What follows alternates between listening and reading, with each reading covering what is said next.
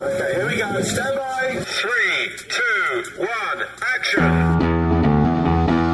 Assume nothing. Brash, bald-faced blasphemy. Question everything. I find it extremely hard to imagine. Open your eyes. It is quite all right to be an atheist. The fastest growing group of people in the country has been measured as being those who have no belief or who are atheists. You don't have to be apologetic or quiet about it. Challenge the opposition. You see religion on 100 fronts losing the argument. And start thinking.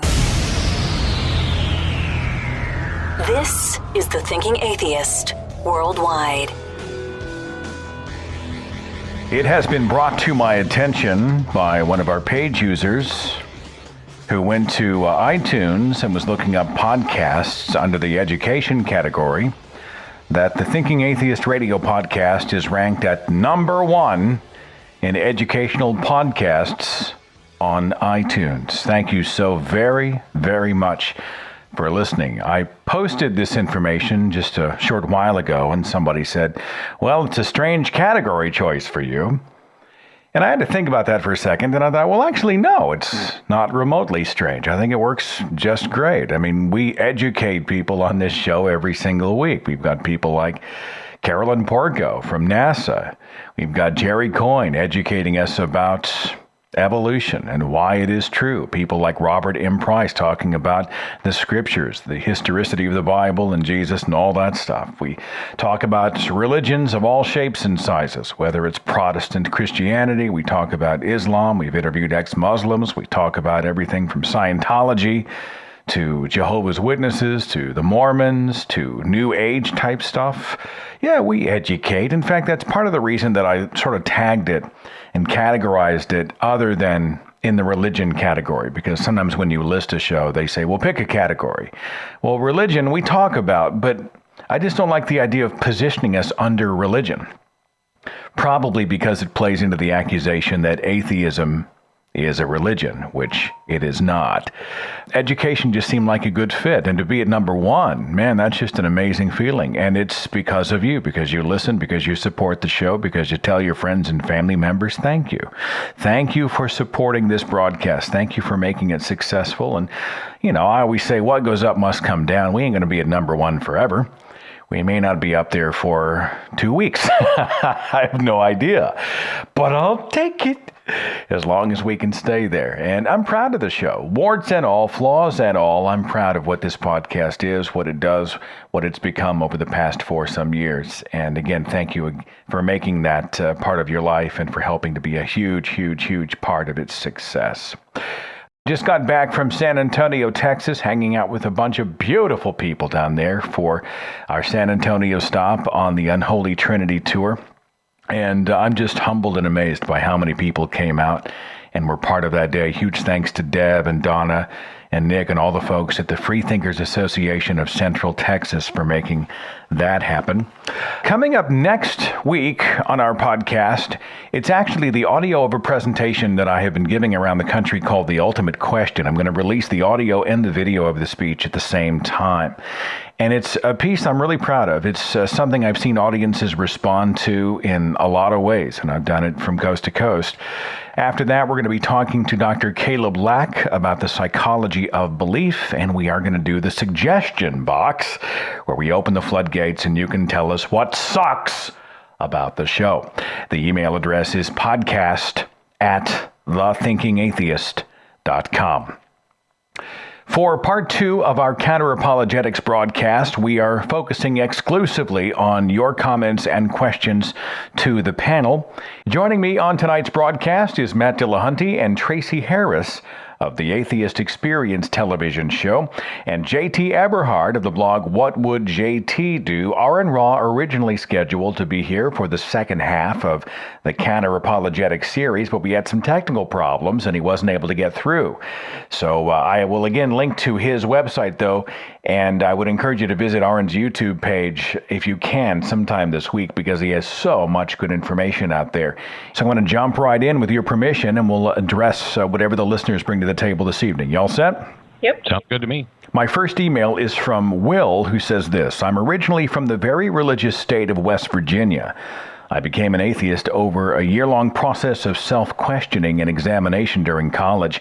I came out atheist to my parents this last winter. I explained how I became an atheist primarily on scientific and historical rather than philosophical grounds. I got all the usual arguments that are frankly trivial to swat down: the second law of thermodynamics, no proof of evolution. Recently, they've emailed me on, is it Gödel, Godel's ontological proof of God's existence? On its face, it is patently absurd, yet as Bertrand Russell noted, it seems hard to point to the explicit fallacy in the argument. Since I'm not a big philosophy buff, though I have dabbled, I was wondering if any of the guests could share on the ontological proof of God's existence. You want to define that for us? Well, ontology is just about the essence of what something is. I'm not necessarily familiar with the version that he's talking about, but this goes back to St. Anselm of Canterbury, which the one that he basically formulated is you define God as that being greater than which no other being could be, or the greatest possible being. And I'm kind of making this as simple as possible. And then you argue that for something to exist only in the mind and not also in reality, that would be inferior to something which exists in the mind and also exists in the reality. And since God is could not, you're going for the maximal God, therefore God must necessarily exist. There's a lot of different ways to structure it, and I know that there's a modal logic version of it and a bunch of other stuff. To me, it has always seemed like defining God into existence, and I've been unimpressed by it. I looked it up on the Princeton.edu website. A formal argument for God's existence, which essentially says God by definition is that for which no greater can be conceived. God exists in the understanding. If God exists in the understanding, we could imagine him to be greater by existing in reality. Therefore, God must exist. It's this idea that you could conceive of a being greater than one that is just in your mind. There's a lot of different ways to object to this. First of all, if you say that God by definition is that being which no other greater being can be conceived, this smuggles in a lot. It tries to hide the fact that just because you conceive of something doesn't necessarily mean that it could possibly exist. I think I've got JT Eberhard on the line. JT, you with me? I sure am. I knew if I just prayed enough, it would finally work. Great to have you. One thing about having a large panel and a lot of callers, I am going to ask everybody, callers and panel included, let's try to keep it as brief as possible. And if somebody else covers the answer, I don't feel there's an obligation for all four of us to chime in. So if somebody covered that base, let's just keep cooking, okay? And I think it's worth noting, if I can, that there was stuff that we talked about on last week's show, and some of it was right, some of it was wrong, some of it was sloppy. We're trying to just be kind of armchair about this. And in much the same way that there are many different arguments that qualify as ontological arguments, ontological being the category, there are also many different arguments that qualify as the cosmological arguments.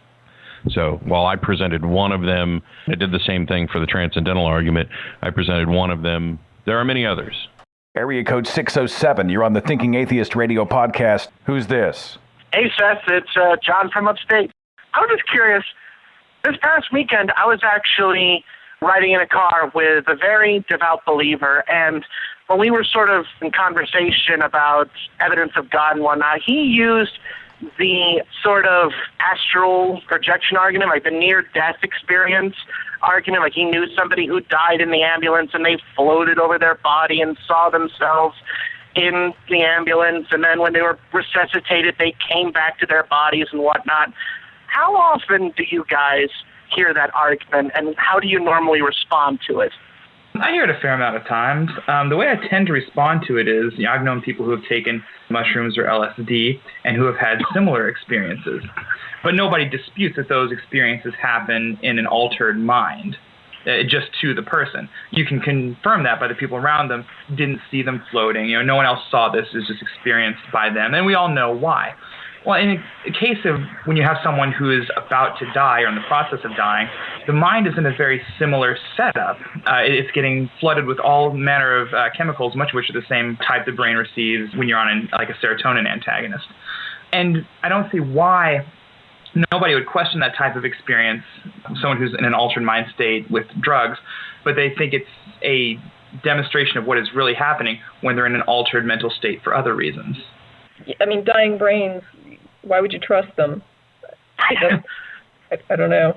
Or an oxygen-deprived brain, why would you trust it? I mean, the person is probably unconscious and brain function is going to be limited and weird. I don't see why you would trust somebody that was deprived of oxygen in their brain any more than you would somebody that was out of their mind on LSD. Yeah. That's a T-shirt. Hang on. Alike. Dying brains. Why would you trust them? I got that. All right. Thanks, Tracy. Thanks for that. John, thanks for the call. Greatly appreciated. Thanks for listening. I had an email in from John. He said, why do so many apologists keep bringing up the tired old canards that Hitler and Stalin were examples of Darwinists? I'll start with you, Matt Dillahunty. Well, I don't know. You'd need to ask them. I guess they think that this has some merit, or, if they can attack what they think are the icons of our position, because they have this mindset that, Jesus was so important and everything he said we need to adhere to, and here's the Apostle Paul and all these other people. They have this very top-down structure, and so that puts them in the position, I think, where they think if they can attack what they believe to be our top-down, Darwin, and he influenced so-and-so and so-and-so, and Hitler was an atheist. No, he wasn't. Not only is it ridiculous, but we don't have that sort of top-down thinking generally, or at least we've tried to eliminate it as much as possible. Isn't it kind of a lazy, hazy attempt to align Darwin with the worst elements of human history? I think it could be that. I mean, but it demonstrates their ignorance. If you tied Darwin to Hitler, you made a horrible mistake, because when you take a look at the list of banned books that were banned by the Third Reich, and the things that were and weren't allowed to be taught, and the oaths that they took, and the fact that they had Gott mit uns, or God with us, on their belt buckles. I mean, they were about as far from atheist in the regime as you could. I mean, it might be a better argument for Stalin, who, was an atheist, but what he constructed there was something that was very like religion, where the state becomes the religion, which I don't know any modern atheists who are advocating anything like that. I find that most of the time they bring up the Hitler thing, they're not doing it to diss evolution, although I've certainly heard that, but they're doing it because the argument is that morality requires their specific religion. And if they point to atheists getting it wrong, they think that upholds that point. And the reaction I usually have to that is that morality is a secular construct. The moment you realize you don't want to live around people stealing, you have all the motivation you need to make up those moral rules. And even if they were atheists, pointing it out doesn't mean that morality is not a secular construct, any more than pointing out that atheists can get chemistry wrong nullifies chemistry as something we figured out just as humans here on Earth. Atheists can get morality wrong, and pointing to them doesn't change that. And it doesn't mean that we need religion to be moral. Well, you tie directly into my email from Anna Maria, who said this: for me, the trickiest apologist question to discuss is morality. Even though the religious are no more moral than non-believers, and in some cases less, the moral argument still persists. What's the best way to approach the question of morality with the religious? JT, where do you get your morals from? What is your moral standard? That kind of thing. What do you think?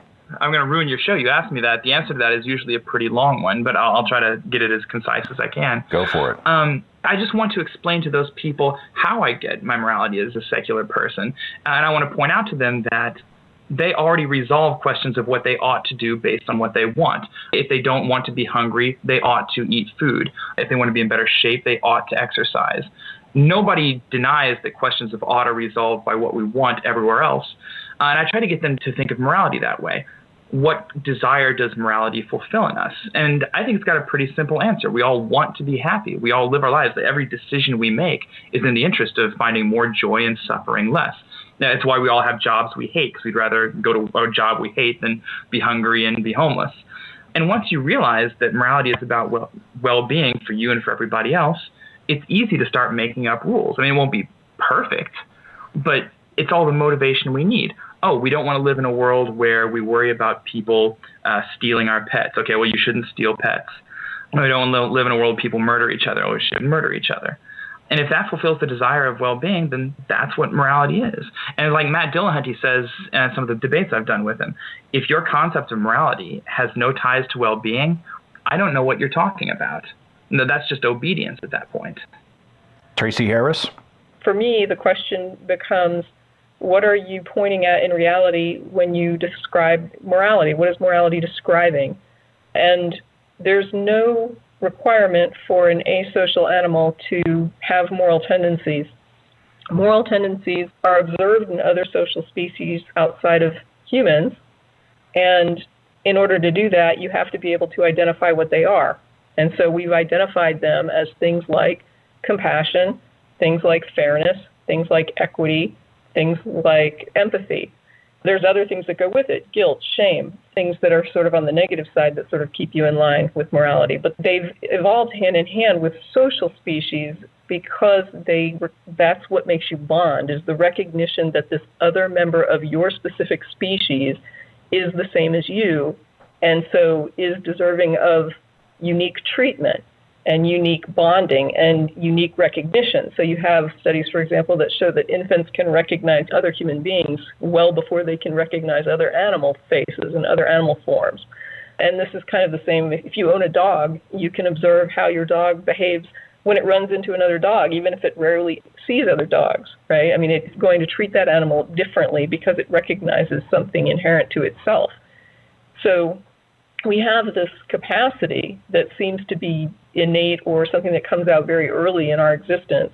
And then we have this whole set of bonding emotions and reactions that go with that. And you have this experiment with a silver fox that shows that you can take an animal that is generally asocial, you can breed it to be more social, and it starts to do things that more social species do, like seek out companionship and also communicate in ways that the earlier populations don't communicate. So when people are talking about morality, what they're talking about are feelings and attributes that go into a species in order to help it bond within the parameters of its own species.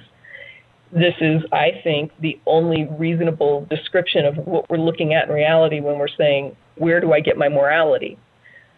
When you go outside of that to say, well, how do I make moral decisions? What we find is that when you administer moral dilemmas, for example, people don't understand why they do what they do morally. So we have this idea that we have this moral reasoning and that we reason these things out and we do the moral thing. But in reality, when you're testing people, generally they're doing what they feel is right, and then later they're slapping on, an after-the-fact explanation of why they did what they did. And when you hit them up with another dilemma that uses the same parameters with slight tweaking, you find out that they don't really know what they were doing or why they were doing it. They had some feeling that this was the right thing to do, used whatever gut reaction they had, and then went back and tried to justify it later. And then when they were called on it, they couldn't explain it. So I think it makes people uncomfortable to think that they're operating on emotion, basically, when they're operating on morality.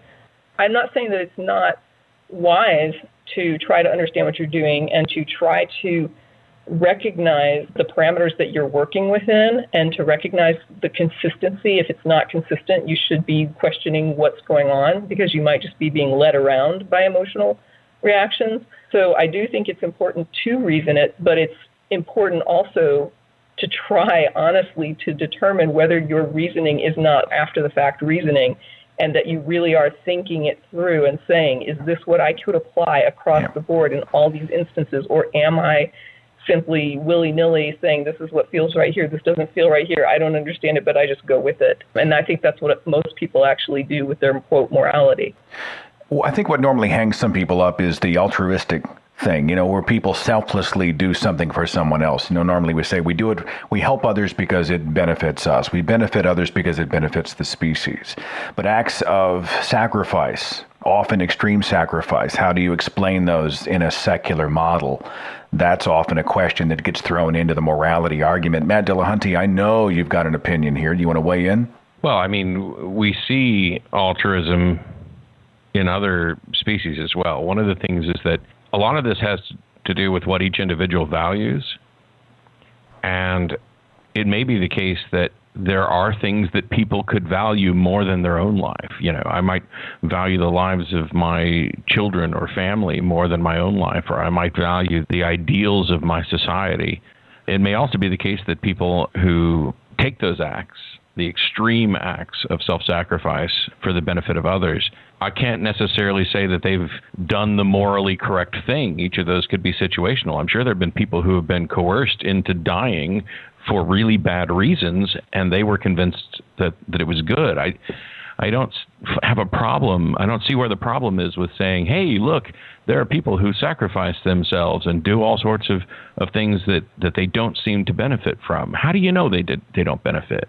How do you know that they aren't getting some massive endorphin rush from the delusion, in some cases, that taking this action is going to turn them into a folk hero that people are going to talk about forever, or save so many people, so many lives, that it just overflows them? I don't see anything that is contrary to what we would expect from evolution, because it's not individuals that evolve, it's populations, and it's not the individuals that are the progenitors of evolution, it's the genes.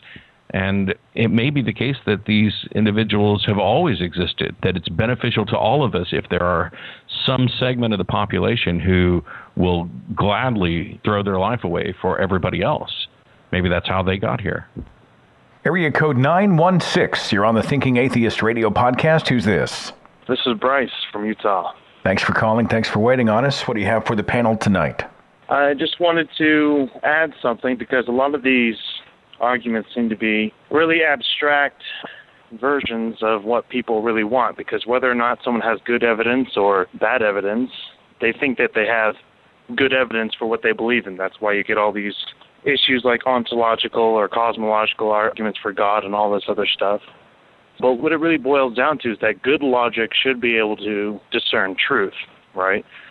So when I'm talking to my friends and coworkers and folks at school, I like to point out, can the argument that you're using prove something that's totally opposite also as true?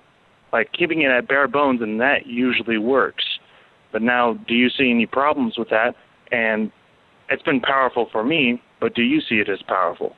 One of my favorite responses to the faith argument is always, can you conceive of an argument that is so at odds with reality that faith can't be used in its defense? And I think the two are very similar.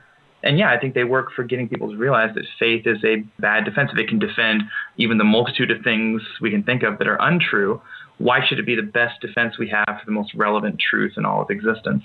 The only problem with that is we don't tend to think in syllogisms, and we don't tend to think in terms of structured arguments. And in most conversations about the subject, it's very difficult to get anybody to actually construct the sort of argument that you could then examine and say, look, if we used this identical structure here, we could, it could result in some other conclusion just by swapping things around.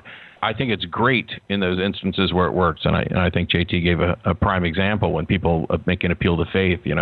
Faith could justify anything, as far as I'm aware of. I mean, don't people of pretty much any religion, couldn't they also appeal to faith? And since most of these come down to faith, if you force them to backtrack long enough, yeah, I think it's a great tool. Well, not just faith, really, because even sometimes they'll have, like, for instance, people who like to try and disprove evolution, or, heaven forbid, you even have like flat earthers. You've heard of those before, probably. And they have what they have identified to theirs. It's like a biased, substantiated claim that they're using this evidence that they have. And then they claim that it's not faith-based. It's really hard to get them to see the fallacy in logic that they're using. And I guess I'm looking for a better way to do that. Against all these different arguments about Illuminati and conspiracy theorists and things like that, because those types of things just really drive me off the wall.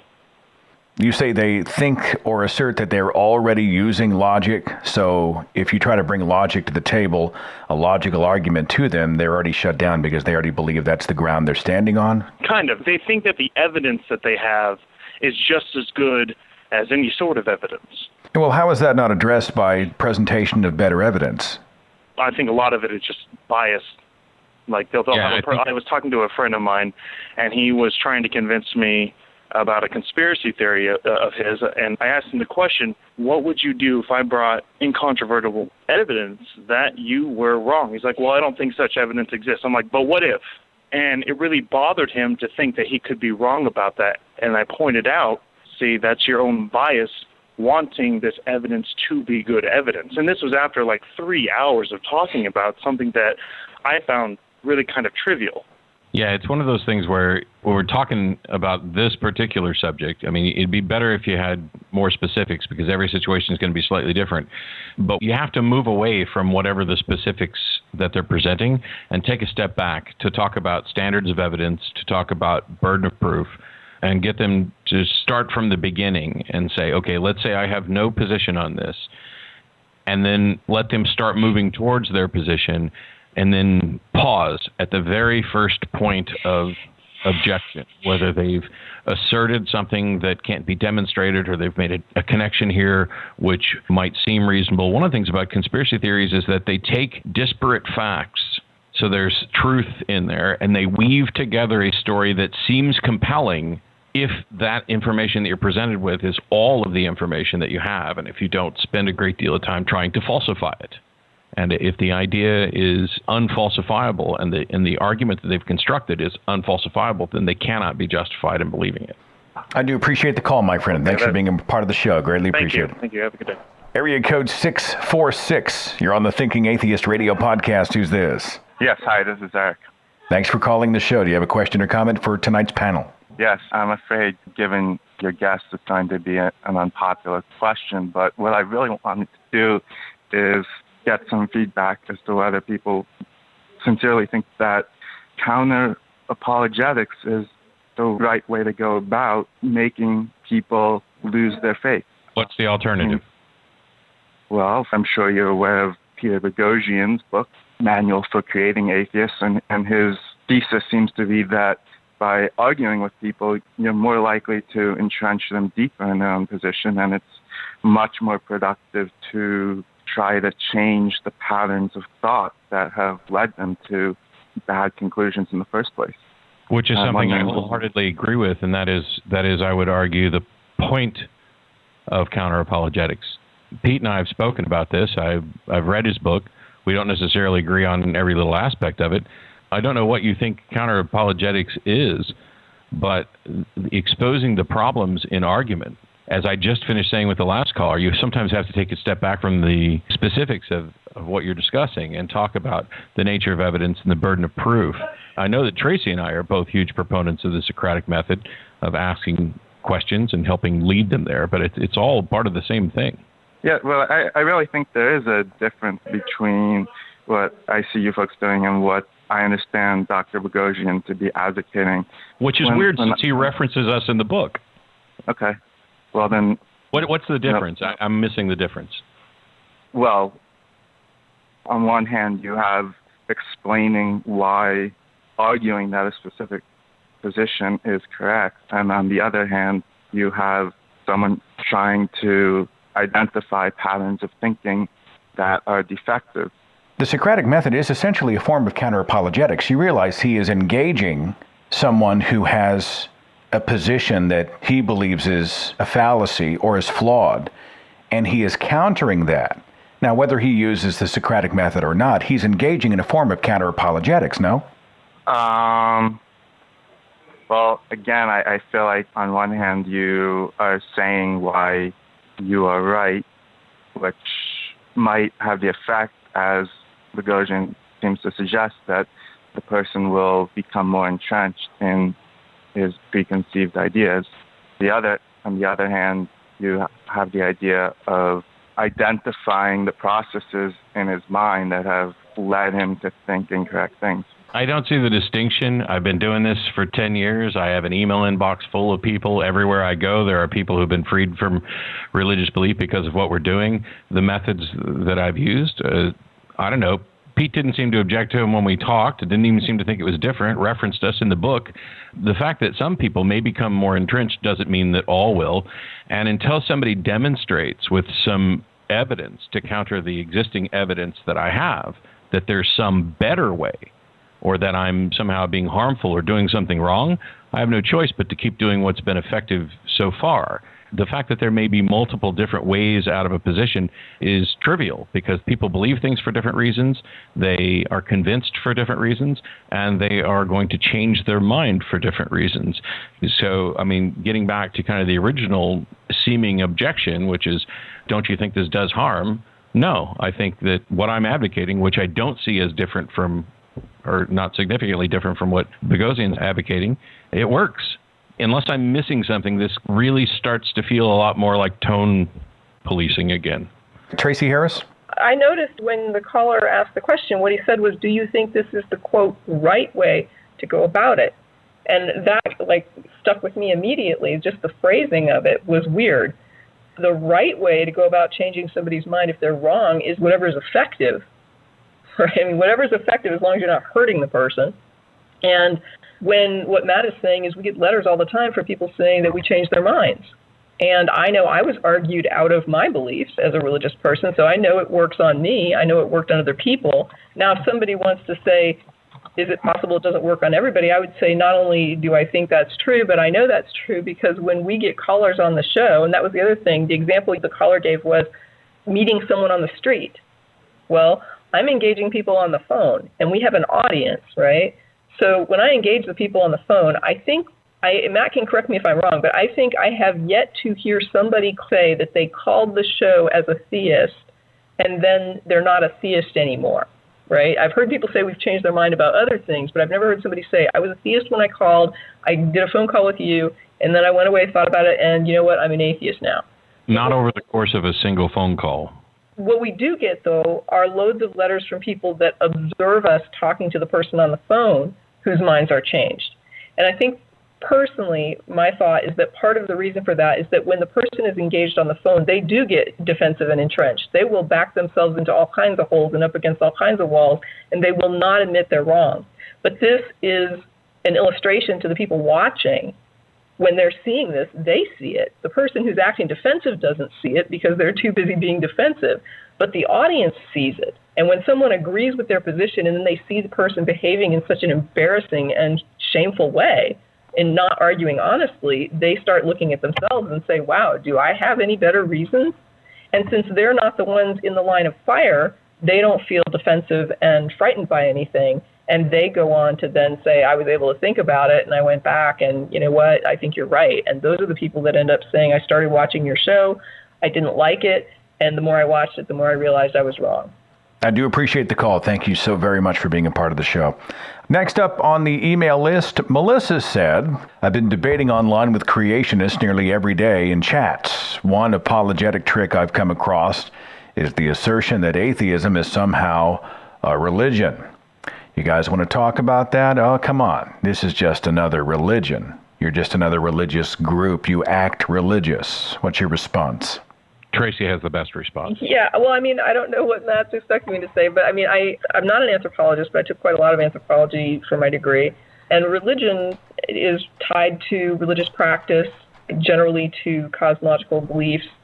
And atheism has just none of that. I mean, there are no practices, there are no beliefs, explanations of cosmology that are tied to atheism. You can have secular theories for those things, but there's nothing that requires any atheist to adopt them. And if they do, they're adopting a secular theory of some sort that would be like if they want to adopt Big Bang or they want to go with evolution and they go with that, that's not atheism. That's just whatever the other person chose to go with. So I don't think it's a religion. I don't think that it has anything at all to do with, even hyperbolically, when you talk about somebody having something that's like a religion, like, you know, football is like a religion to him. You can't even, atheism doesn't have any of that. JT Eberhard, somebody says you're just being religious about your atheism. What do you say? In terms of religion, like, I associate faith with religion. I don't really need to accept anything on faith. What I usually get with the charge of you're like a religion is with regards to science. When I use some kind of scientific fact to defend my point of view, they say, well, you know, science is a religion too. And I said, well, no, it's not. My science is very much like my atheism. We make one assumption. The universe operates under a set of rules. And that's it.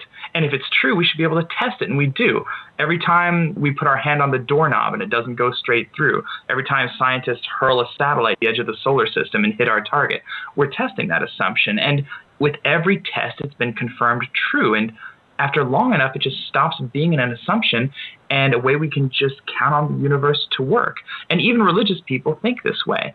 If a religious person walks by a hot stove and burns their hand on it one week, they're not going to put their hand on the stove the next week because they assume the universe is consistent. And doing that is not a religion. In fact, it's the antithesis of religion. The only time religious people tend to stop doing that is when they need to believe that someone rose from the dead, or when they need to believe that someone walked on water. So when they accuse my point of view of being a matter of faith or like a religion, I try to highlight that difference to them and try to get them more on board with what I'm trying to do. I don't know if Tracy actually touched on it. She had a comment ages ago that, if the best objection you can give to atheism is that it's just another religion, isn't that just I know you are, but what am I? I know religion's really bad, but you guys are a religion too. It doesn't answer anything. Isn't just another kind of a minimization of your own position as well? You know better than us. Well, that's not exactly an expression of confidence, I wouldn't think. I had a message in from David. David asked this. He said, from an evolutionary standpoint, why do you think evil exists within our species? I guess we need to start by defining evil. Do you believe in evil? Let's talk about evil. Evil's a label we put on things. I don't accept any sort of kind of intrinsic existent evil. It's the way we go about categorizing things. I think religions kind of prey on our inability to think clearly about the sorts of subjects that we just intuit. We live our lives by inference and induction. We're kind of haphazard. We wander around, and sometimes people say something and it just begins to feel right. Like, oh, that person is evil, or evil has consumed that person. And number one, I don't think you can summarize someone's entire character with a single word. And number two, it tells us more about how we think than it does about how the world actually is. It really does come down to definition. Somebody who murders another human being, someone who molests a child, I will often use the word, that is an evil act, but I don't attach a supernatural element. This person was guided by the hand of the Dark Lord. This is Satan at work. This is demonic possession. This is the end times. It's more, I'm painting their actions with the only descriptive I find appropriate. It was an evil action. And I think that has merit, although some people get weird about the use of the word evil in any context. I just think about it and say, what could you possibly be pointing at in reality? And we have to find something in reality that you're defining, or else I don't know what you're talking about. So yeah, I would accept if somebody says evil, I'm going to look for the closest facsimile in reality and say, this is what I'm assuming you're speaking about. And if they're not, then they have to show me in reality what it is they're talking about. I have no problem with the word. And one of the things is there's going to be somebody who's going to have a problem with whatever word you use for almost anything, especially if you're talking about concepts that are fungible. Area code 210. You're on the Thinking Atheist radio podcast. Who's this? Regis in San Antonio. Thank you so much for calling. We were just down your way not long ago. And I was there. What do you have for the panel tonight? I've heard a lot of debates recently where one of the final questions is, what would get you to change your mind, or how would you change your mind? And of course, the theist, gives their answer of nothing, and the person opposing them gives the honest answer. But I was wondering, do you think it's likely that you would change your mind? Because as far as I'm concerned, I haven't really heard anything new coming from apologists in a while. And the only new stuff I'm hearing is at most, or at best, getting you to a deistic sort of first cause thing and not any sort of specific God. But I don't think it's likely I'm going to change my mind, even though I'm willing to do that. I agree. I think that's the key phrase. Okay. I am willing to do that. If you show me and it's compelling, I'm willing to reconsider my position. I think you showed your hand right there. And we did not hear that from Ray Comfort. We don't hear that from Ken Ham. We don't hear it from William Lane Craig. And I think that's the difference. And not to mention he who shall not be named. But I don't. I thought that was Patrick Green. Yeah, that too. I don't believe that I'm a brain in a vat. I can't prove that I'm not a brain in a vat. I'm willing to accept that I am a brain in a vat just as soon as somebody presents sufficient evidence for it. However, I don't think it's likely that that's going to happen. Thanks for the call. Greatly appreciated, my friend. No problem.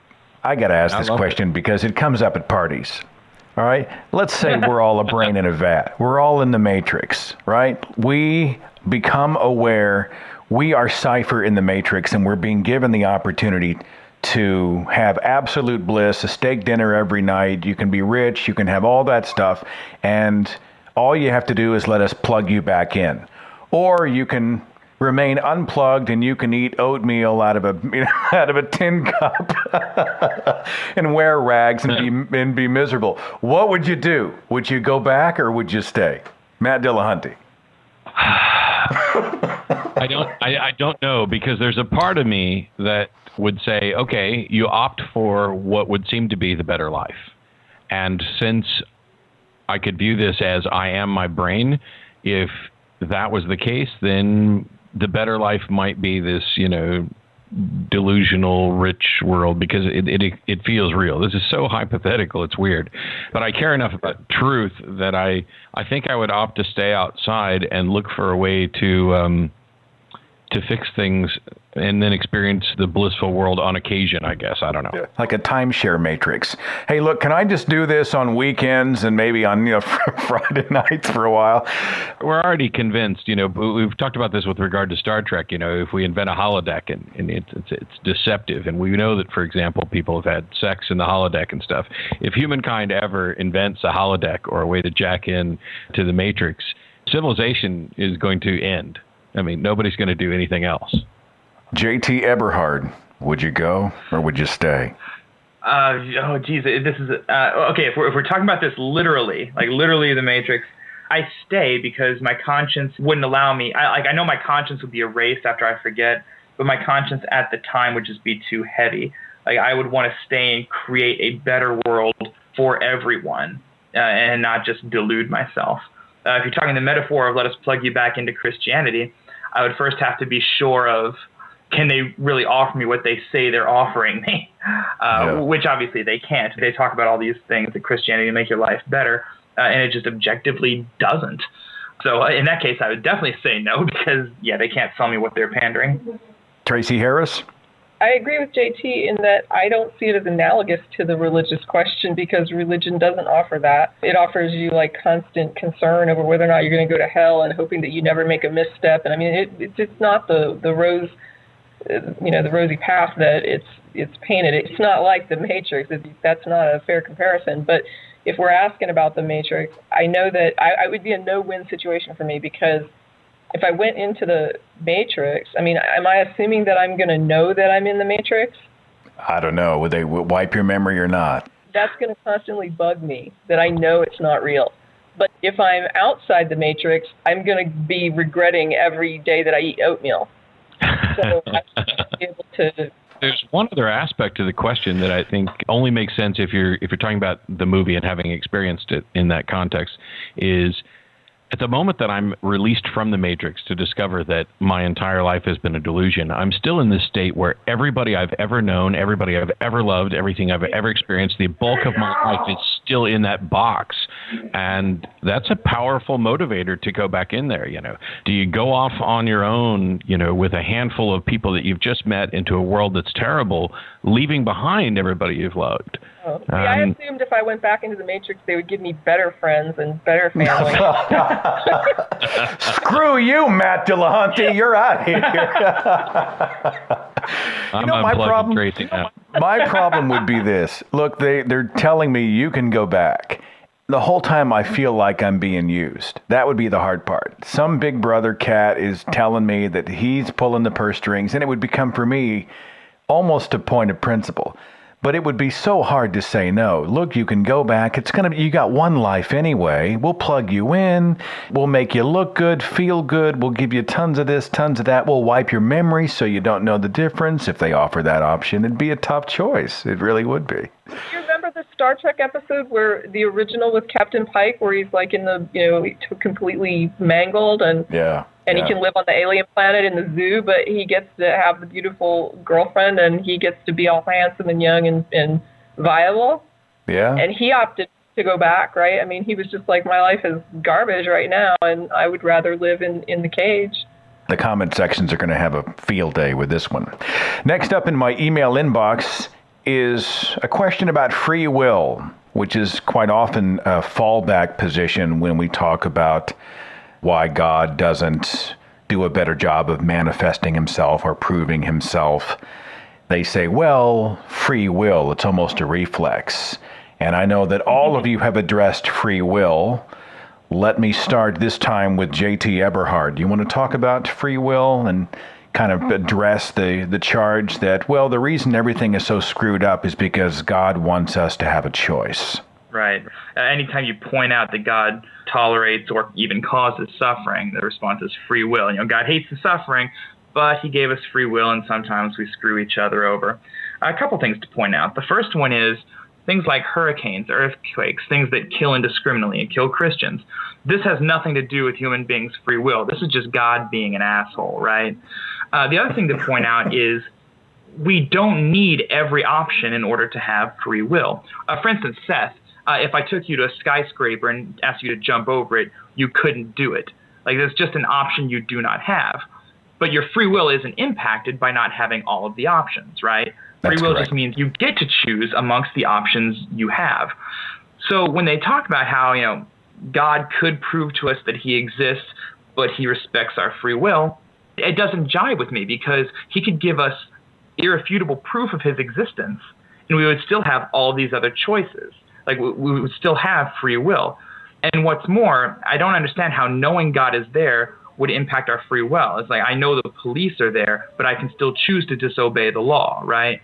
So yeah, it just makes absolutely no sense to me. Matt and Tracy must hear this quite a bit on the Atheist Experience. Somebody calls in and says free will, and you say what? For myself, I've started to come to the conclusion the first thing I need to do with somebody is to say, how are you defining free will, and how do you know that you have it?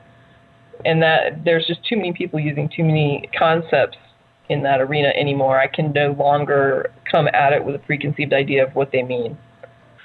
So for years, I've been a Daniel Dennett-style compatibilist. I still am, but generally by what most people mean by free will, I would say that, or what they think they mean, or what they express that they mean, I don't think that we have anything like that.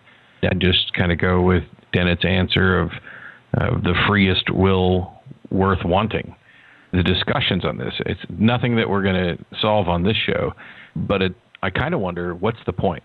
What's the point of, if we can't resolve this, if we can't even come up with a definition that we agree on, and we're going to have these discussions, well, maybe we do have free will and maybe we don't. And if we don't, and we just have the illusion of free will, what is the ultimate goal of raising this topic in the first place?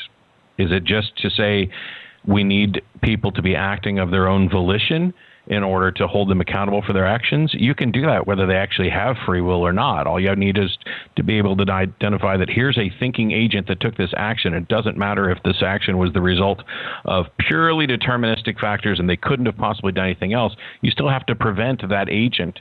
If there's significant risk of it repeating that action, you stab a whole bunch of people, we're going to lock you up because you've demonstrated that at worst you are a faulty computer, and if you add the free will into it, the only thing you've demonstrated is that here's somebody who's willing to take these acts. So I don't see what the difference is. And if I don't have free will, and none of us do, then I guess it's pointless for me to complain about having the conversation because we didn't have the free will to not have the conversation. I would just add that if you come at it with a concept of God that chose the universe that he was creating and had full foreknowledge, and not all God models do that, but if you have a God model that knew when he created the universe what it was he was creating and how it would unfold all the way through to the end, then our lives were pretty much already lived. We were all of us already dead before we were born, basically. And so the whole thing was manipulated by a God who chose what it would be, determined what it would be, and nobody can deviate from that. So that in a universe like that, I don't see how anybody could be ultimately responsible for their actions. I think the ultimate responsibility for what occurs in such a case would have to go to God. Area code 928. You're on the Thinking Atheist radio podcast. Who's this? Hey, this is JT from Tucson. Good to talk to you all. I feel when I'm talking and arguing with people about God, they're almost creating like a logical God of the gaps as opposed to scientific, like the classical one being, is God so powerful, can he make a rock so big he can't lift it? And then they redefined omnipotent to mean whatever's logically possible. There's things like, in response to the problem of evil, saying God can't interfere with free will, another person said heaven can't accept sin, so they have to be sent to hell, as if this God they have cannot possibly do that. And I feel it's sort of cheating the question of omnipotence. Is there a good way to grill people who are trying to be an apologist for the Christian God, who are, supposedly believe in an omnipotent and omnibenevolent being? If you go to the Bible, the omnis don't exist. The omnis are kind of interpretations of specific things that have been said, like there's nothing that God can't do. And people say, oh, this is omnipotent. And then they define it as omnipotent means you can do anything. And modern theologians have, I think rightly, said that no, if God exists, he's not, he couldn't have the logical contradiction. And so they've redefined omnipotent as having all powerful that is logically possible. Now, the average person doesn't know or care about this, and they're speaking kind of colloquially. Hey, my God can do anything. Well, can he make a rock so big you can't lift it? Well, no, that's just silly, and they don't know how to discuss this. I don't know that going after the omnis is I don't think it's any more beneficial than it is to present them from their side. I'm with Matt here. I think it takes too long to define what people mean by God, the extent of God's power, that by the time you do, everyone's just tired and the conversation never goes anywhere. That answer your question? Yeah, thanks a lot. I do appreciate the call. Area code 208, you're on the Thinking Atheist radio podcast. Who's this? Hi, this is Kylie. I'm in Oregon. How are you guys? I'm well. Thanks for calling the show. What do you have for us tonight? Actually, I am recently deconverted, so I'm really kind of just getting into all this counter-apologetic stuff, and my husband is still a believer, so we have some interesting conversations at home. And I kind of have been, I've listened to, I don't know how many of your guys', all of your podcasts, trying to soak up as much information as I can, but I was kind of wondering if you had any ideas about, it just seems like any time that we have a conversation about religion, it just doesn't go very well, and I don't feel like I'm knowledgeable enough to really present the counter-apologetic side very well at this point, just because I don't have enough knowledge. So I read Peter Boghossian's book, and it made sense to me because basically I felt like what his argument was is that you're not basing your argument on the fact of what the actual argument you're doing. You're basing it on the fact that they are creating their knowledge out of something that's faulty. And that kind of made sense to me, that if I argued from that position, then I don't have to know all of these specific counter-apologetic points. Does that make sense? Are you saying that addressing the larger issue of faith instead of getting into sort of the nitty-gritty and all the nuts and bolts theology? Right. Well, not necessarily for everybody, because obviously if you have the knowledge and you can sit and do point, counterpoint, I think that's definitely effective, because that, in a large part, is kind of what helped me come to realize the flaws in Christian religion. Now, hang on just a second. Like, hang on. You're saying that counter-apologetics helped you escape from superstitious thinking?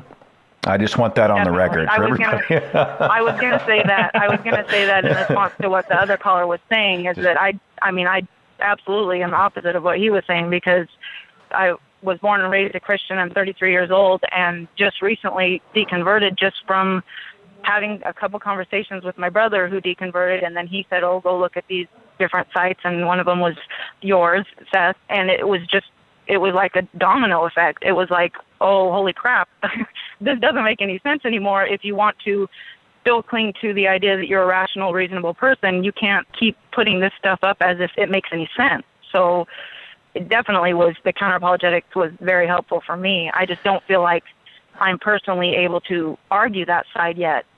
We get a lot of email from people saying, hey, I want to get more involved in talking to people, and, what books should I read and what should I study, and, how do you get this level of expertise with this particular argument? Which Bible version should I read? You don't have to know anything at all about the Bible at all.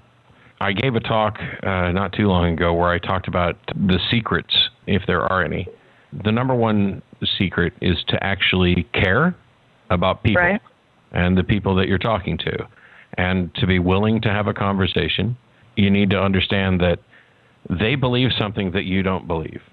And if they want you to believe it, it's their job to convince you. And so the best thing that you can do is explain why you're not convinced and continue to ask questions. Now, when they present certain arguments, if you happen to be knowledgeable in that area and you can respond, by all means do. But the next best thing is to say, that's an interesting point. I don't know what I think about that. Let me do some research and thinking about that and get back to you, and then go do the research and think about it and get back to them.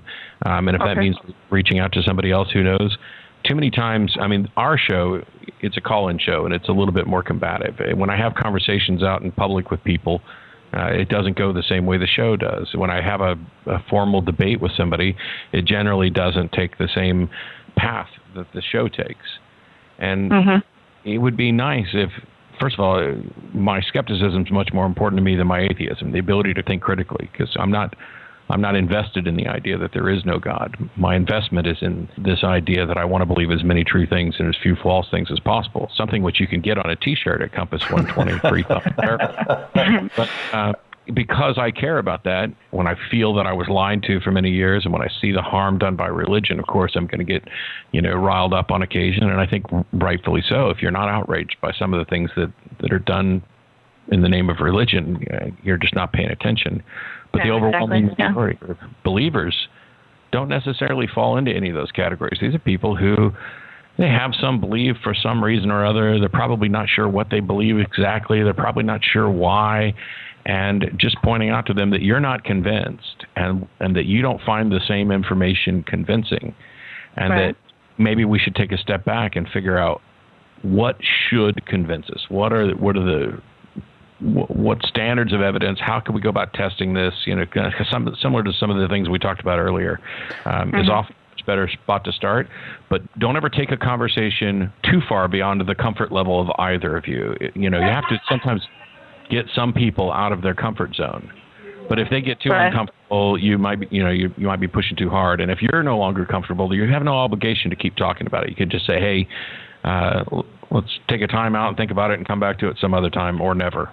Are you nervous that they're going to make an argument or present a position and you won't know what to say? Are you scared of that? Yeah, basically. I mean, I think a lot of us are scared of that from time to time. Not that we don't feel like that we are standing on a sort of a foundation of rationality, but you just never know what an apologist is going to toss at you. And there are a lot of tricks out there. So I totally get that. I do understand where you're coming from, and I understand those feelings. When I was first getting into counter-apologetics, I would watch people like Christopher Hitchens and Matt Dillahunty and just be in awe about how fast they came up with answers, great answers to the questions they were given. And the more I got into it, the more I realized they weren't thinking on their feet most of the time. They had just heard these arguments so many times that they had their answers all ready to go. And that's my biggest advice to you is practice. You'll get stumped from time to time. There's people out there like me and Matt and Tracy and everybody on their show who will help you out. But another thing I wanted to throw, and I'm really glad you asked this question because I lost my connection because Arkansas has no infrastructure earlier when the guy called in talking about how counter-apologetics may not be the way to change minds. And I wanted to throw out a couple things that I missed there that are relevant to you. First off, there's a flaw in the Christian position that they say you have to choose to believe in Jesus. And that flaw is we don't choose what we believe. Our beliefs are the product of whatever facts are rattling around our skulls, and there's nothing we can do to change it. If I were to drag you to the edge of a skyscraper and ask you to choose to believe that gravity doesn't work just by force of will, there's no way you could do it. There's no way anybody could do it. Your mind is already made up for you. That's how beliefs work. And it's why the people who do deconvert, as I'm sure you know, do so slowly and often against their will. So if you're ever wondering to yourself, does arguing with someone change their mind? Yes, it has to, given that your presentation is good. And that's the last thing I wanted to say to you. You say that conversations don't go well. Try to remind him that you care about what is true. It's why you're listening to him. If he's right, you want to change your mind. But conversations are a two-way street. You're not doing it to antagonize him. You're doing it because this is a journey you want to make together. You want to figure out what is true. And if you're wrong, you want to know. And if he's wrong, you should expect him to want to know. Good luck to you. That makes sense. Awesome. Thanks for a great call. And Thank you. Thanks for listening. And I'm glad you crawled your way out. Hey, welcome to a whole new world, a much better and larger world than we ever had in religion. I'm excited for you. Thank you for all that you guys do. I listen to all of you guys all the time, so it's really awesome to talk to you all. Take care. Thank you. Thank you. Bye. Here's an email from Robert. He said, theists try to foist their burden of proof onto atheists in countless ways. However, there are some hard atheists out there who make the positive statement that no gods exist and back it up, often through inductive arguments. What's your opinion is the best hard atheist case for the assertion that no gods exist? What about those people out there that say there is no God, exclamation point? Tracy Harris, you want to start us off? Yeah, I'm one of those people. A lot of times you'll see this chart, and it's broken into four, right? And you'll have the agnostic theist and the Gnostic theist, and then you have the agnostic atheist and the Gnostic atheist. But what's missing is that when you have a Gnostic and an agnostic theist, they're both making positive claims. But the atheists, we don't seem to have a slot for somebody making a positive claim who says, I don't know that I'm correct, but I'm making a positive claim there is no God, just like you make a positive claim there is a God and you're not sure you're correct. So I would fall into a category where I'm willing to say I could be wrong, but I think that it's just laughably small chance. I don't feel any doubt. So I don't know if a person measures confidence by if somebody were to ask me, are you certain, right? The question is, well, do you mean, do I experience doubts? Because I don't. But if you mean, do I say that I have, a positive to 100%, like positive 100% that there is no way I could be wrong? No, I'm not asserting that. But I think that's what Robert's going for, isn't he? He's saying some people say there is no God, it's all crap. And anybody who believes it's an idiot, I'm saying there is no God, it's all crap. And I could be wrong, but this is my view, and I have no doubt about it, but I know that I can't prove it. So what I'm saying is I would be dishonest to say that I experience any doubts. Like from an emotional perspective, I don't experience any doubt about the existence of a God. And the way that I tend to address it is that it's often special pleading. In general, most people will agree with you that there is no fairies, right? You can get them to say that fairies don't exist, that gremlins don't exist, and nobody takes issue with these statements. If you're in a logic class, then there may be an issue. But if you're just out and about talking to people and using the general language, English language, the way people use it and what they mean by it, nobody is asserting that we've demonstrated to, a certainty that there are no fairies in the universe. And yet when you say that fairies don't exist, nobody calls you out on being arrogant or too aggressive with that. They only do this when you talk about God. Yeah. And it's special pleading. If I can jump in to kind of use an analogy that Tracy gave me, which I've used and exploited the hell out of. First of all, there's a difference between what you believe and the degree to which you believe it. And that's kind of what she's talking about, that when we get into these discussions, people are oftentimes conflating the two. I happen to believe that there are no gods. I do. And so that there's often a distinction between soft atheism and hard atheism. Soft atheism being I don't believe in gods, and hard atheism being I believe there are no gods. And as long as you don't have a requirement of knowledge or absolute certainty associated with that, I'm most definitely a hard atheist. I believe that there aren't any gods. And the courtroom analogy is one that I've used many times, thanks to Tracy, and that is that if you put God on trial, the prosecution is claiming that God exists. And the defense is claiming that the prosecution is wrong. And so as the jury, I'm going to find God not guilty of existing. And that's the soft atheist position. And within that position, I might also be convinced that God is actually innocent of existing, or I might not. So this has everything to do with the burden of proof. And the burden of proof is on the claim that God exists. And everything that is to the right of that, where, hey, I'm not convinced that God exists, That includes the subcategory, which is why it's sometimes divided as soft atheism and hard atheism, with those who believe that God is innocent of existing, as I do. But when it comes to what you're going to defend, I think it is a mistake, generally, to defend the hard atheist position, to defend the there are no gods position, to defend the I find God innocent of that, because you are unnecessarily shifting the burden of proof. And for those people who are convinced that God does exist, they have the burden of proof. And if we try to do this thing where we both have a burden of proof, I don't think you're likely to be very effective. And there was a debate someone did recently where they actually defended the proposition God does not exist. I haven't watched it yet. I'm interested in watching it because I happen to think it's a mistake to try to defend that position. It's like going into a debate and saying Bigfoot does not exist. You've shifted the burden of proof. You've taken some responsibility that you're going to actually demonstrate that Bigfoot doesn't exist. And maybe you can make good arguments for it. But for the people who are convinced that God and Bigfoot do exist, I don't know that that's a compelling way out. You need to kind of put them on the stand and make them defend what they actually believe. JT Eberhard, anything else? There's a reason you don't try to prove a negative. We simply don't have all the information in the universe. So when someone says, prove God doesn't exist, all you can say is, of all the places we've looked and of all the information we have, God's nowhere there. And they'll say, well, yeah, but you don't know all this. And then you can say, well, you don't know that either. And the best way, if I were actually have to prove...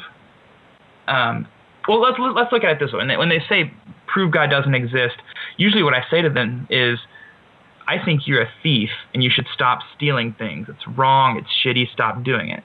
And they'll always say, well, I'm not a thief. And I'll say, prove you're not a thief. And the next words out of their mouth are invariably, well, there's no evidence that I'm a... And it just helps tie it together in their brain that existence is tied to evidence. And yes, one day we might discover evidence that a God exists. But that time is not now. If that ever happens, then we'll change our minds. But to forge beliefs based on information we don't have is, frankly, stupid. But if I had to defend the case that God doesn't exist, the way I would probably go about it is to say God would necessarily be wiser than human beings. Like, no matter what your perception of God, I think we can at least get that far. If that's the case, there's so many things imperfect with existence that humans can perceive that make no sense if God is wiser than we are. For instance, cancer is due to a flaw in DNA replication. We have realized this, and if we had the know-how, we would fix it. God necessarily would. And the existence of those things, I think, would disprove that God's existence. We know that people have invented gods. We know this has happened. As a matter of fact, for most religions that aren't interrelated, they think most or all of the other gods that people have worshipped have, in fact, been invented. We have no evidence of an actual real God existing. If you were to line up all the gods that people have believed in, the odds of you picking the right one, or the odds of there even being a right one, is vanishingly small. And that doesn't even include all the gods that people could invent in the future. And since they make mutually exclusive claims, we know that they can't all be true, but they can all be false. Or it seems that it is possible for all of them to be false. And everything that people have said about gods, whenever we've found the right answer, it's never been God. And so the gaps have been getting smaller, but there have been more and more gaps. And I think that this trend of more and more religions and more views on religions, as people stuff their God into the more and more gaps that are created by us actually learning the real answers, is a far better explanation when you add that to our fears and our concerns and our ignorance and how this all makes us uncomfortable and how the God answer seems to assuage some of those fears. So the lack of, it's often been said that absence of evidence is not evidence of absence, and that's just false. Absence of evidence supporting a claim is evidence against that claim, where if there would be expected evidence. If I tell you I've got a dead body in my trunk and you go out and open the trunk and you don't find anything at all, the trunk's completely clean and you feel around in there, that is an absence of evidence. It is also an absence of evidence where you would expect there to be evidence, were the claim to be true, which makes it evidence against it. It is not absolute disconfirmation the phrasing should be absence of evidence doesn't prove that the claim is false, but it is in fact evidence for absence. Area code 910. You're on the Thinking Atheist radio podcast. Who's this? Hi, Seth. This is Clarence from Wilmington, North Carolina. Thanks for calling, Clarence. You're on with the panel tonight. What do you have for us? My question for the panel is, I know there's a lot of debate going on about, in some states like Texas and a few others, about having creationism, intelligent design being taught in schools. But my main fear is with homeschooling and the resurgence in that, and some states that are getting millions of dollars kind of funded into homeschooling, and how much of a danger do they think that is when it comes to scientifically literate people? Well, my primary concern about homeschooling is that there doesn't seem to be much in the way of oversight most places where it's done. There's no guarantee that they've been taught anything or that they've been taught anything correctly. So I think there needs to be a lot more oversight. As far as teaching creationism in school, I don't object to teaching it as long as it's not in a science classroom. You know, I'm a huge proponent of comparative religions courses, and I think that you could make a good elective course out of the different creation myths and label them appropriately as such. But when it comes to homeschooling, you're entering a dangerous territory, which is how much should the state get involved in how somebody raises their kids? We already require them to attend some school. We require vaccinations. And there's this idea that somehow parents own their children and can do whatever they want with them. And not only is that legally not the case, I think morally it should not be the case. And I think that if we do a little bit more oversight on the homeschooling and find out that they're not actually teaching what they should be, I'm not so much worried that a kid is being taught creationism as much as I am that they're not being taught science. Because I think even if you taught both, which I don't recommend, but even if you taught both, I think science wins out. I think the truth kind of wins in the end. It's just why make the job harder? Partly my main concern is with homeschooling. It seems to me that whatever is taught is going to be even deeply more ingrained, which is why I'm kind of more fearful of it than having an elective class in a public school. Well, even if they weren't homeschooling them, they could still be taken to church. I wasn't homeschooled, but I still learned all about creationism and all that stuff in church, and it stuck for quite a while. I think if we do a better job of teaching people how to think, and we make sure that homeschool curriculum includes teaching them how to think, a lot of the harm will be diminished, or at least I hope so. I just saw a message on the chat room. It said, homeschool proms really suck. I just thought that was clever. Hey, man, thanks for calling the show. I appreciate you being a part of the broadcast tonight. Take it easy. Thank you. I had an email in from Anthony who said this: please ask your guest what their best response is for people that claim to know that God exists because of their own personal experience. I found that trying to come up with a meaningful response that gets the individual to think about their conclusion is quite challenging. This is a hugely nebulous claim. It changes with every person, but it's often a circumstance where they are absolutely convinced. I know it happened. I saw it, felt it, heard it, tasted it, and you can't tell me it didn't happen. How do you guys deal with the personal experience position? Tracy Harris? Your emotional feedback within your own head is just your brain communicating with itself. So your brain has different aspects. Your brain does all kinds of things that you're not conscious of, including, for example, causing your autonomic nervous system to function. So you have this part of your brain that communicates with you, that triggers thoughts and triggers reactions before you're even aware, before you have a conscious awareness. The consciousness is part of your brain that is kind of on the tail end of everything. It's getting fed information, and it goes out and does, and then it feeds back information. And I think to some degree it can put the brakes on if there's like a bad impulse, and that's about what it seems to function like. I like to give an example of somebody walking late at night from a nightclub to their car, and they have to go alone through a dark alleyway. And when they're walking through the alleyway, they see a dumpster ahead, and there appears to be a moving, crouching figure behind the dumpster, and they start to get nervous, and they start to panic, and they start to think, who is that, and does somebody mean me harm? Why are they hiding behind the dumpster? Why are they crouching like that? This all shadowy. And as they get up toward the dumpster, it's just like a blowing trash bag or something, and there was nothing to fear.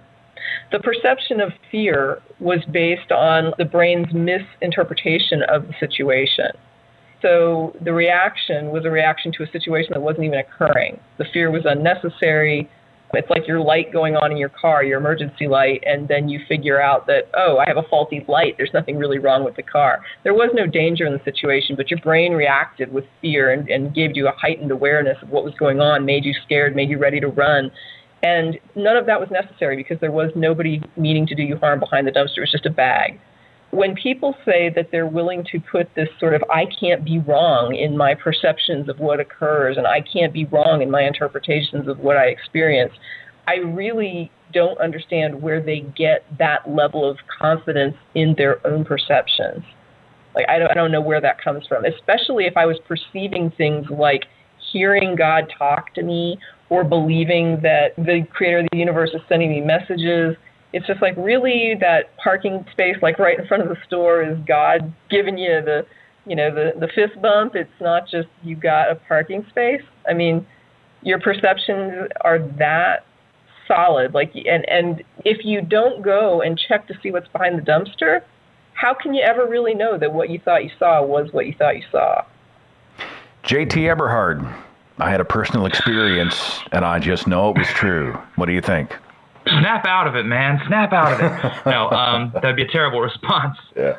Actually, the way I respond to those people is usually by affirming that they feel something, because I believe they do. I believe when they pray, they feel some nebulous feeling of awe that they interpret as God's communication. Now, of course, it's something to point out that if God really wanted to communicate, he could have made it as clear as you and I are communicating right now. This is the best way God can think to communicate. God's not very competent. But I do believe they feel something. The problem is we don't always assign the proper cause to our stimulus. For instance, optical illusions exist.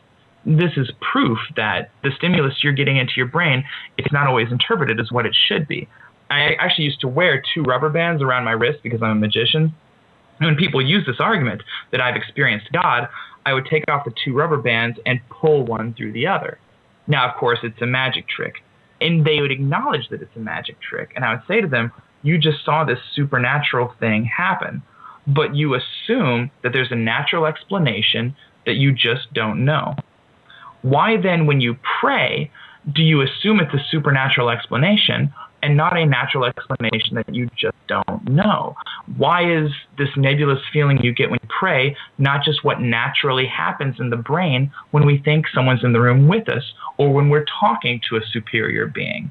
Like, we know that the brain can do this, but we have no evidence whatsoever that a God exists. Why do you immediately rush to the supernatural explanation and not the natural one? And Matt Dillahunty. Well, I can't prove that somebody's personal revelation or personal experience is wrong. I may not even be able to prove that their interpretation of it's wrong.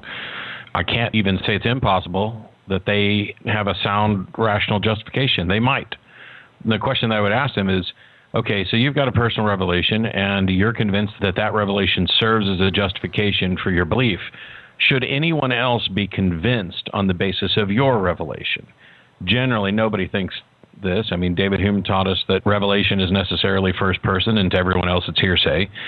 So, you've got multiple people with different revelations. They're all seemingly equally convinced. I don't know why an all-powerful God would need to play charades instead of communicating clearly. But the question to ask is, how do you tell the difference between the person who really got a message from God and the person who just sincerely, wrongly thinks they got a message from God? And if there's no mechanism there, then I think that that's a good enough reason for them to even doubt their own perception about the revelation. I will include links to the Atheist Experience, to JT's blog, and even though Aaron Ra couldn't join us for the broadcast tonight, I will include the link to his website, aaronra.com, in the description box of this video. Matt Dillahunty, Tracy Harris, JT Eberhard, thank you for being part of this second half of the Counter-Apologetics broadcast and for your perspectives. Greatly appreciated. Any final thoughts from any or all of you before we wrap it up for the evening? Just thanks for having me on. I appreciate it, and thanks for the questions. Yeah, grateful and honored to have been here. Thanks, Seth. Coming up next Tuesday night, we're doing a show called The Ultimate Question. What is the ultimate question? Kind of a play on the Douglas Adams' Hitchhiker's Guide to the Galaxy thing. We're going to talk about that, and that's coming up next Tuesday night. I will see you next week on the Thinking Atheist radio podcast. Take it easy. Follow The Thinking Atheist on Facebook and Twitter. Watch dozens of original videos on the Thinking Atheist YouTube channel.